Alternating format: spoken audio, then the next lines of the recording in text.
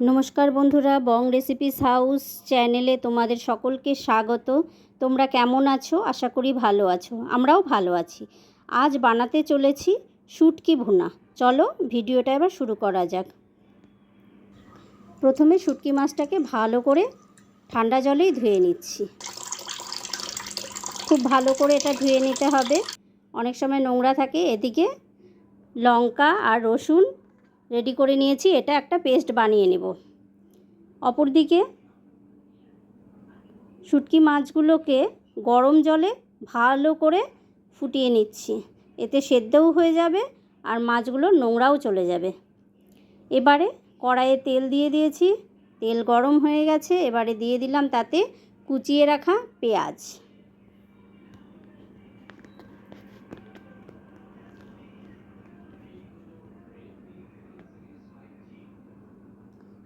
এই পেঁয়াজটাকে খুব লো ফ্লেমে অনেকক্ষণ ধরে ভেজে নেব।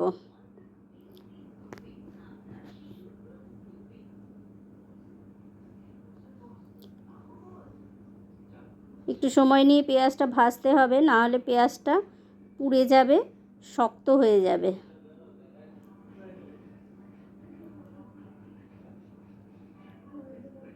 আস্তে আস্তে ভাজলে পেঁয়াজটা খুব সুন্দর নরম হয়ে যাবে।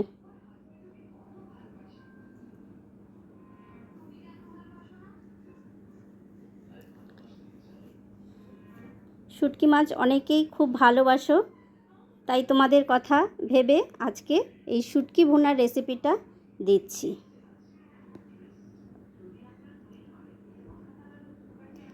যারা খুব একটা ভালোবাসো না, তারাও এইভাবে বানিয়ে দেখো, খেতে খুব ভালো লাগবে। তোমরাও শুটকি মাছের প্রেমে পড়ে যাবে।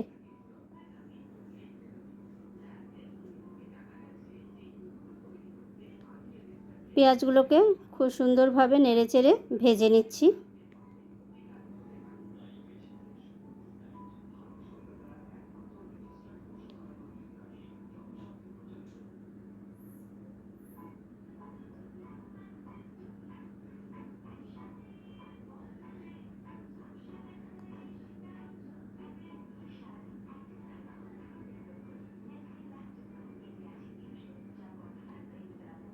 পেঁয়াজের কালারটা একটু চেঞ্জ হয়ে এসছে। এবারে দিয়ে দিচ্ছি কিছু পরিমাণ গোটা রসুনের কোয়া।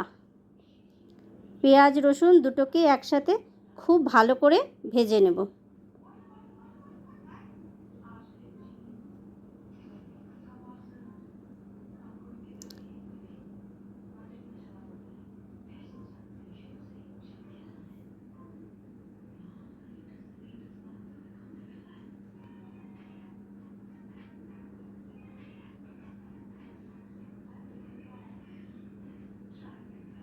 এবারে দিয়ে দিচ্ছি আগে থেকে সেদ্ধ করে রাখা শুটকি মাছগুলো। শুটকি মাছগুলো পেঁয়াজ রসুনের সাথে আগেই দিয়ে দিলাম। এটাতে একসাথে ভাজাটা খুব ভালো হবে। দেখো সুন্দরভাবে মাছগুলো লাল হয়ে গেছে।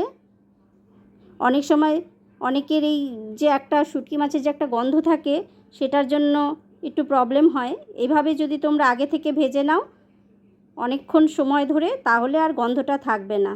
এবারে এতে দিয়ে দিচ্ছি পরিমাণ মতো নুন আর পরিমাণ মতো হলুদ। সব কিছু একবারে খুব সুন্দর করে ভেজে নেব।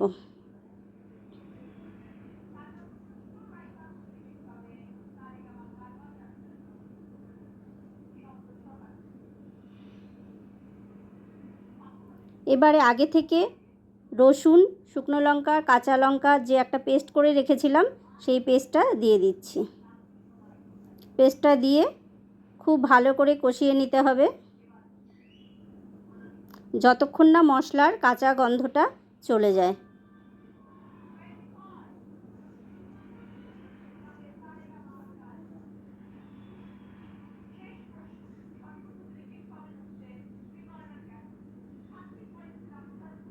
দেখো মশলাটা খুব সুন্দর কষে এসছে। এবারে দিয়ে দিলাম মশলা বাটি ধোয়া জলটা।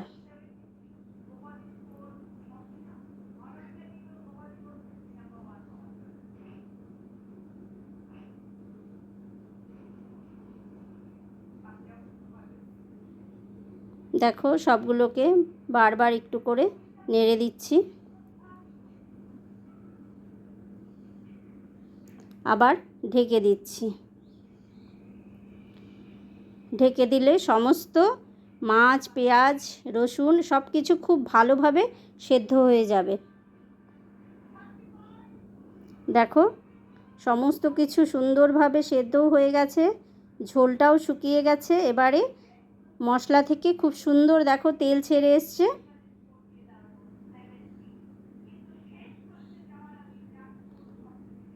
পুরো রান্নাটা প্রায় কমপ্লিট হয়ে গেছে।